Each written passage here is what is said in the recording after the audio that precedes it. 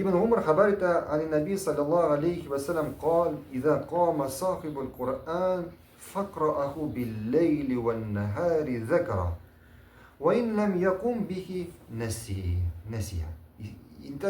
انتبه bu sizga qog'lar ixtiyor qilasiz barimizga da qog'lar ibn umar xabarda payg'ambarimiz sallallohu alayhi vasallam aytgan agar Qur'on ahli bunda ya'ni Qur'on yodlagan kishi ya'ni butunlay yodlagan ya'ni Qur'ondan nechadir sura yodlagan nechadir juz yodlagan agar bunday kishi kunduzin va tunlarin Şuşu Kur'an'ın okuyken, hamdaytlar namazında Kur'an'ın okuyken, şuşu yapılan surelerin gül namazında kullanıyor. Yani bunlar şu surelerini okuyor.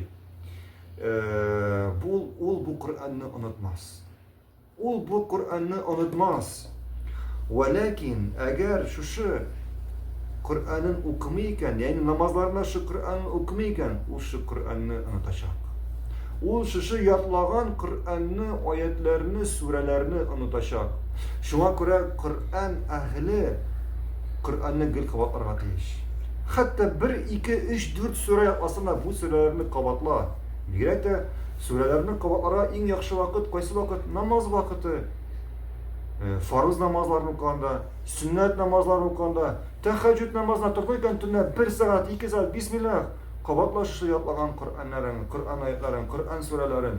Haminde gil eğer kişi qabatlap durarken o onu singeşek ona şu Qur'an. Canına dagan, zihnine dagan, o onları inşallah unutmayacak. Lakin qabatlamayken Qur'an gider. Qur'an qabatlanmayken kişinin başından, zihninden Qur'an gider. Hem biz başka hadiste aldık, hatırlayısma. Peygamberimiz sallallahu aleyhi ve sellem Qur'an'ı neresinden çalıştırdı? İntabi. Neresinden çalıştırdı? Ayağı beylengen, yani beylenmegen diye bilen. Eğer sen beylep koyarsın iken o kaçmayı. Lakin onu jiberdin iken o diyanını da tutup bulmayı.